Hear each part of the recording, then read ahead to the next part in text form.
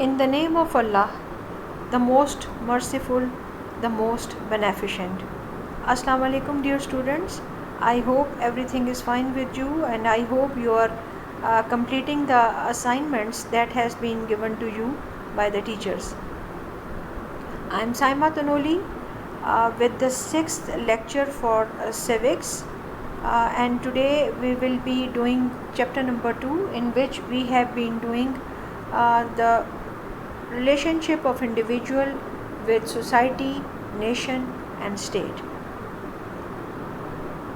The topic for today is individual and state. Please open your book on page number 24. Now, what is a state? State is a power structure, political entity, or state is politically organized people of a definite territory.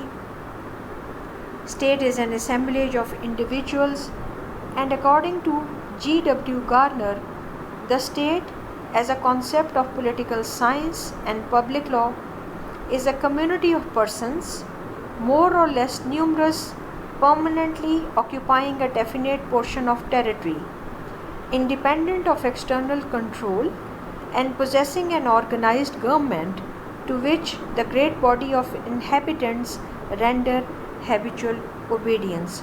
So we can see through this definition that Garner has explained all the four elements of the state very beautifully. On the other hand, state represents a will, that is the wish and the will of the people, what kind of a government they ask for or desire for. This will should have a strength to prevail, and for that we need to have a workable or mechanized machinery that will be the government. Social scientists through ages have tried to resolve this contradiction. Contradiction is when we have more than one opinion. These efforts for the convenience of understanding have been classified into three major groups. They are collectivist theory. According to them, state is an end in itself. That is, it is the ultimate end, or we can say the complete happiness. The individual, apart from citizen or state, has no individual existence. That is, if a person is not the citizen of any state, he will not be having any existence. His existence will cease. Citizen cannot or should not will against the will of the state. That is, the citizens are duty bound to follow whatever the instruction or the will that is given to them by the state. They cannot go against it. State can and should coerce a citizen to behave in a manner stipulated for him or her by the state. That is, the state can use coercive or forcible measures against the individual and to make him do certain things which the state want him to. The state should regulate individuals' life to the fullest extent by making as many laws as it can. Every law of the state adds to human happiness, though it may seem coercive apparently. It is believed that as many as instructions or guidelines or laws are given to the individual, that in return only provides a complete peaceful existence to the individual or the complete happiness. It is not we can say bad for the state, or it is not against the rules of the state to not to give laws or rules to the people. They must be providing them with more and more, and they will be binding the citizen to follow them. According to individualist theory, they say that state is a necessary evil. That is, we need to have a state, we need to have identity for ourselves, but it is not that important. State, according to the individualist, stands between the way of the individual and the ideal happiness. That is, They believe that state is only a necessary evil. We need to have a identification or a territory to which we should be identifying ourselves as being its citizen. Other than that, individuals' happiness is an end in itself, and of which the individual himself, not the state, is the best judge. The state which makes minimum laws can promote maximum happiness. The state should leave the individual alone and let him do whatever he deems fit and necessary for achieving his objectives of happiness. In this, we can say they are giving a kind of a stateless society. Though the state is there, but the state is not giving any kind of instructions or guidelines to the individual or to the citizen. They are free to, according to their will, to do whatever they want and to achieve their happiness. Again, there is a contradiction in this theory, as without laws and rules and regulation, one cannot achieve his targets or objectives. So we need to have rules and regulation to live a disciplined life. Third is, state is neither an ultimate virtue, as the collectivists maintain, nor the ultimate vice or a necessary evil, as the individualists believe. It should work and legislate for the achievement of higher objectives, that is, the progress, uplift, happiness and welfare of all its citizens.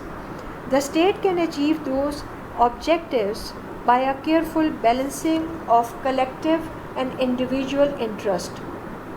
A state on these principles will be called a welfare state.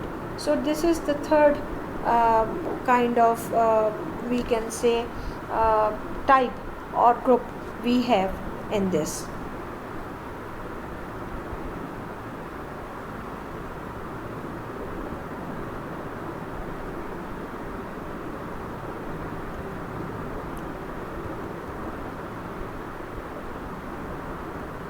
Now, the relationship between the society and the state, what is that and what that will be? Society is derived from a Latin word socius, meaning a companion. That will be, we can say, this term is used in a variety of meaning, that is, people in general, an organization or a club of people, the fashionable group of people of a high class, or companionship or presence of other people. Society is one of the most fundamental concepts of civics and other social sciences. When applied as a political or social concept, society implies specific meaning. People in general, considered as a single community, especially with regard to the customs, laws and institutions that enable them to live together. Society has also been defined as the group of people living together in more or less organized manner under laws, customs and institutions for some common purpose or interest. So, this is the definition for society. Now, what will be the attributes that are the characteristics of society in which we have, that is, human assemblage. Society is an assemblage, जैसे आपकी assembly होती है when you are together, of human beings. No society can be formed without human beings joining together, and no human being can live without society. We need to have a place where this group of people sharing common ideas, custom, habits, religion or everything, they are living together. Second is interaction. People gather together by acting independently and without regard to each other do not make a society. Social interaction is a prerequisite of society, that is, people need to interact with each other. Social interaction should be there to have a society or to make a society. That is the prerequisite, that is the requirement. R.M. McLever has very wisely defined society as human beings in relation. Third is organization. Human beings may have different types of relations. For instance, a number of people traveling in a bus do have some sort of relationship with each other, but they do not form a society. In political sense, only organized and permanent relationship makes people a society. Always remember this thing, that society is not a political do not have a political design in it or a political aspect in it, but through daily routine, when we are living together, doing certain things together, that makes a society.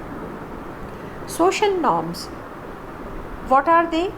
Organization is not possible unless there is commonly agreed set of rules of behavior or a body of social norms which the members of the society have agreed to abide by, that is, to follow. Society is a voluntary organization, that is, we willingly make an organization like that, willingly, voluntarily. It has no coercive authority to implement its rule. आपको ज़बरदस्ती कोई काम नहीं करवाया जाता society में, आप अपनी विलिंगनेस से सोसाइटी में बनाते हैं. Like we have the Red Crescent Society and other many such societies, First Aid Society.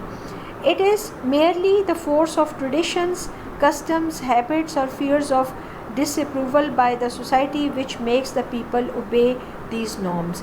Norms are certain things, certain values which we follow only due to being habitual of them. आपको कोई चीज़ भी ज़बरदस्ती नहीं करवाई जा सकती, आप किसी को ज़बरदस्ती रिस्पेक्ट नहीं दे सकते. It is through your daily routine, your habits, that you do certain things. Common objectives. Man is a moral being. No human effort can be devoid of purpose and objectives. Society is no exception. About society, however, one must be kept in mind, society is a natural association, and all natural associations are twin born with man. They were not made, they rather grew as the human population grew. In the case of voluntary organizations, purpose comes first. So when we are forming a society or making a society, one must have objectives. Without objective, one cannot proceed. आपके पास जब तक कोई target नहीं होगा, कोई common objectives नहीं होंगे, आप कुछ भी नहीं कर सकते. So you need to have a common objective to make a society, but that will be voluntary, that will be through willingness, not through any coercive measures. अगर ज़बरदस्ती नहीं है कुछ भी, इसका कोई ऐसा political aspect भी नहीं है. Human progress. Again, 6th point, human life is a process of constant change. Society preserves human experience and transfer it to posterity. Posterity is your future generation. This is a perpetual means continuous phenomena through which human society keeps enriching its treasure of physical existence and science and achievement. So this is through society that human experiences keeps on moving or traveling from one generation to the other. When we are living in a society, we have certain records of different events and things, and then just we carry forward them in future.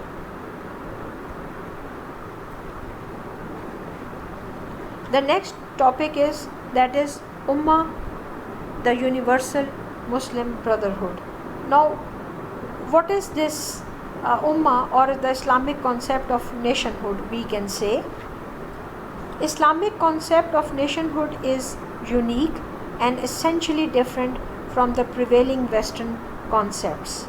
Islam, unlike all other political systems, seeks to establish a nation based on divinely revealed or moral principle, a faith and not on geography, color, race, language, or the so-called cultural or economic interest.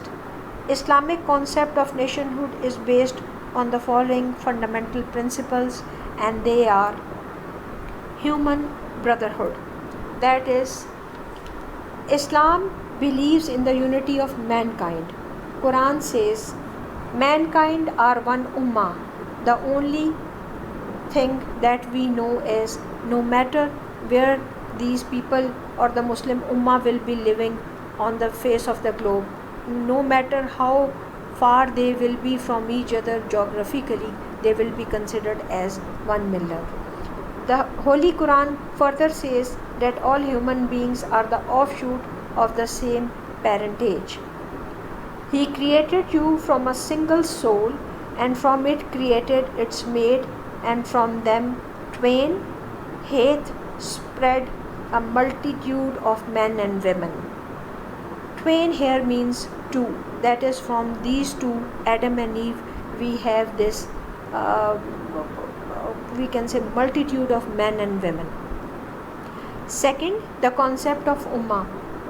Ummah is a spiritual entity which expresses itself in time and space as a perceptible human brotherhood. The Holy Quran says that in the beginning of the creation all men were one ummah nation, but many of them opted to defect from it.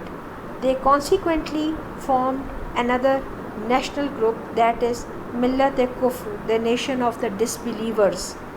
All those who believe in the finality of the Prophet Muhammad sallallahu alaihi wasallam and the book revealed upon him, Al-Quran, are one nation, one ummah. Third, equality of mankind, that all human beings are equal by birth. Quran says, O mankind, lo is an old English word that means listen. We have created you male and female, and have made you nations, and that ye, again old English word, means you, may know one another. Lo, listen. The noblest of you in the sight of Allah is the best of conduct. Lo, Allah is nowhere aware. Or we can say Allah is knower or aware. That is, Allah is everywhere and He is aware of everything and He knows everything. The Holy Prophet sallallahu alaihi wasallam, in his historical address delivered at the occasion of his last Hajj, made it clear beyond doubt that human beings are not to be discriminated on the basis of color and blood.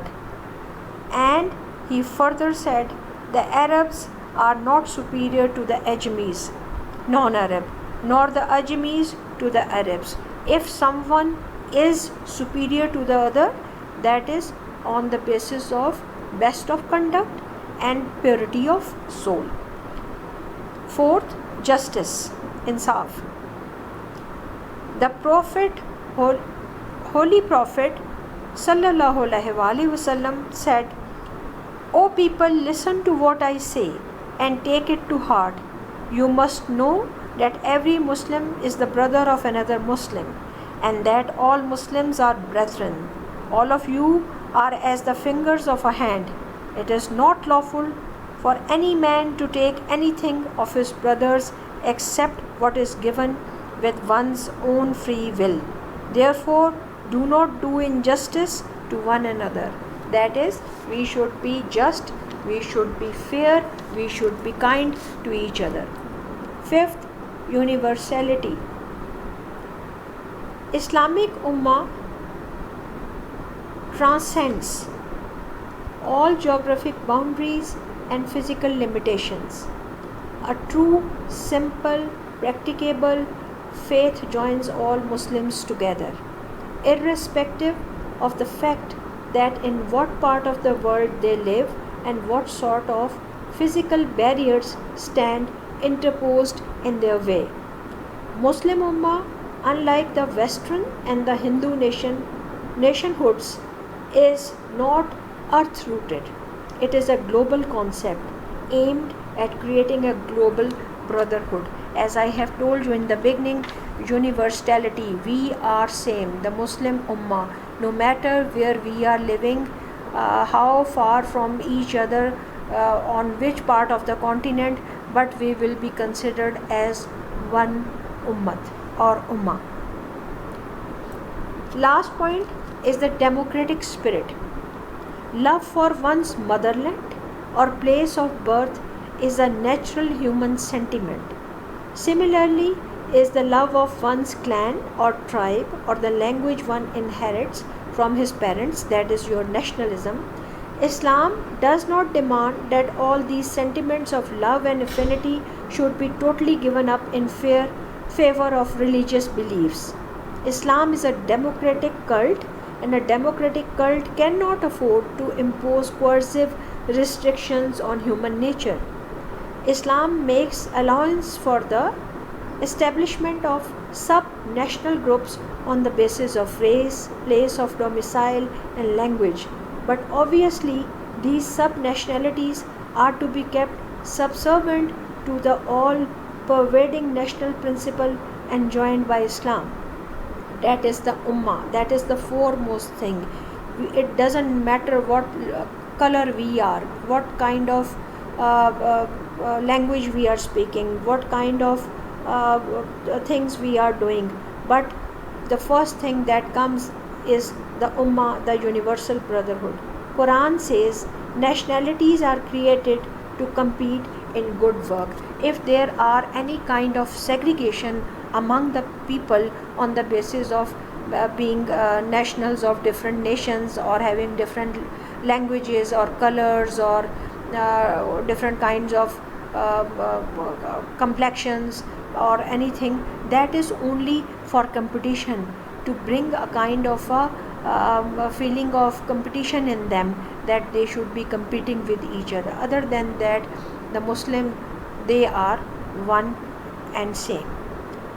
So this is all for today.